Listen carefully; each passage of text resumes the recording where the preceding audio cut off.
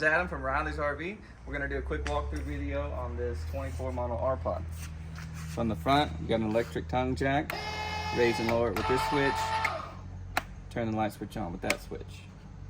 Behind it is a 20-pound propane tank. Unscrew it to the left to turn it on. Gas will then flow through the valve into the camper. Now you can leave that on as long as you've got everything turned off inside when you're parking the unit, but good idea to keep it off. Behind that's a 12-volt battery. The solar panels are hooked into this battery as well, so when you're parked out in the sun, you got the panels on, you will be getting a charge to the battery. Over here is the disconnect switch, so if you're going to park the unit for the winter, turn the disconnect off and the camper won't be pulling any battery power. 4 stabilizer jacks on all 4 corners. This is a 3/4 inch socket to run that down. You don't level the camper with these jacks, you only stabilize it. So you'll have to level it with blocks of wood underneath the tires and the tongue jack, and then run those down, snug them up to stabilize the unit. Pass-through storage on the front. This is where the inverter is located. The switch to turn that on is right over here. Every receptacle inside the unit will run off this inverter. It runs off the battery.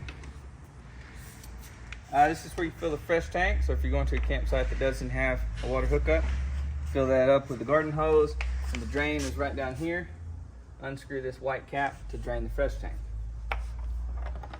Below the fresh tank fill is the city water connection. That's if you do have a water hookup at the campsite. Right here is the black tank flush. So whenever the black tank is empty, you can hook a garden hose up to this, make sure the valve's open, pump some water into the tank to clean out all the debris inside.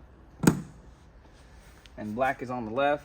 That's going to be your toilet water. Gray is on the right, shower and sink water. Always drain the black first and then drain the gray. And behind that is the low point drains, hot and cold.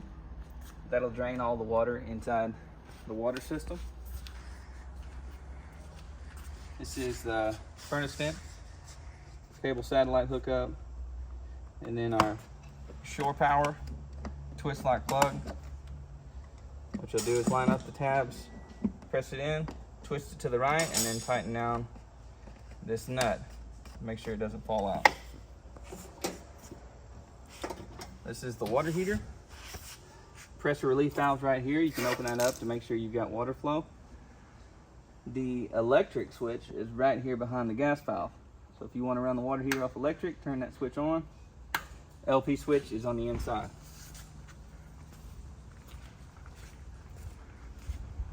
We've got the electric awning extended already. So you want to run it out until this balance pops down. That's about as far as you want to run it. If you keep your finger on the switch, it will start to roll up backwards. We don't want that.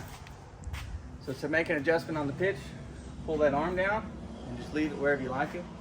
The same way on the other side. But before you retract the awning, make sure that's all the way extended.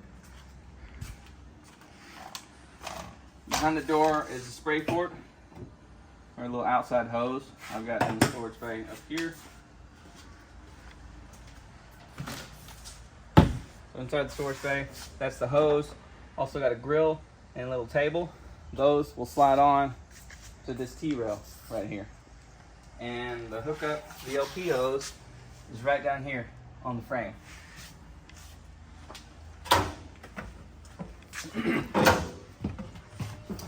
Inside the camper, we've got the stereo up here in the corner. It says Bluetooth. You can hook it to your phone. And you've also got zone 1, zone 2 speakers. Zone 1 for inside, zone 2 for outside speakers. Right here's the monitor panel. So here's where we can turn on the LP for the water heater.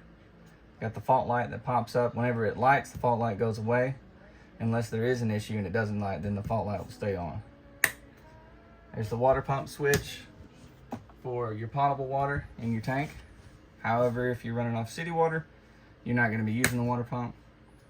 And up here you can see your battery life, your fresh tank, and then your black and gray tank. Those lights will illuminate whenever they fill up. Whenever it's full, it's time to quit using the water and dump the tank. There's the awning switch, awning lights, porch light, interior lights. Here is the solar charge controller. Right now we've got a full battery, that's why it's saying full. Whenever we pull this out in the sun, you'll be able to see what kind of charge you're getting and how much battery percentage you're at. 12 volt TV is below that. Right here on the stove, you got 2 burners to light them. Turn the knob to high, and then take a grill lighter to light those. Above that is the exhaust fan and vent. And then right below is the microwave. On the wall here, it's the thermostat. This controls the AC in the furnace. All the controls are done by this one button. So right now we're off. Scroll through the options. First option, you got fan, low and high. Then you can run low and high cool. And if you keep going, you can go to cool, high, auto. That's what I'll recommend using, especially in the middle of the summer. Adjust the temperature right up here. And the last option is heat. That's your furnace. This is a 12 volt refrigerator, so it's running off the battery. And the controls are right here inside the refrigerator on this knob. You've got off, and then you've got low cool to high cool. Up here in the ceiling is the smoke alarm. This runs off a 9 volt battery. Test it right here. Down here on the floor is the carbon monoxide and propane leak detector. This runs off the battery on the unit. So a green light means it's working. If you ever have a gas leak or a monoxide leak, this will run, or this will sound, and you need to exit the unit. The floor is the central vacuum system. The hose and attachments are underneath the bed. What you'll do is sweep everything into a pile right here, pop this open, and then it's going to fill the bag. Also, you can slide this over and hook up your hose to empty the bag. Just pull on that knob and pull it out, and you can dump the bag and reuse the bag. Next to that is the distribution panel. So you've got your 120 breakers on this side. Everything's labeled what it goes to down here. And then on the right side, your 12 volt fuses, also labeled on this side.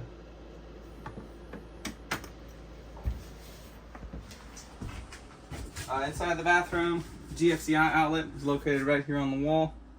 Green light means it's on. If you're plugged in somewhere and something doesn't work, you can come here and check and make sure this hasn't tripped. If it's tripped, the light goes away. You can reset it just like a household outlet. Up here in the ceiling is the max air vent. Pull this knob down and turn it to the left to crank it up. And your controls are right here in the corner. You got 1 through 4 on the fan speeds. And you can turn it off. You can close it, tighten it all the way down to the right. Push that up for the travel lock. Toilet has a flush valve on the floor, so you can put it on to flush it. You can stick it halfway to fill up the bowl, and then press it all the way to dump the toilet. Inside the shower, you got hot and cold, and you've got this water miser right here. So what you can do is set the temperature you like and soap up, and whenever you don't want to waste water, you can turn this knob up, and what it's going to do is cycle that water back into the fresh tank where you can reuse it and you're not losing it.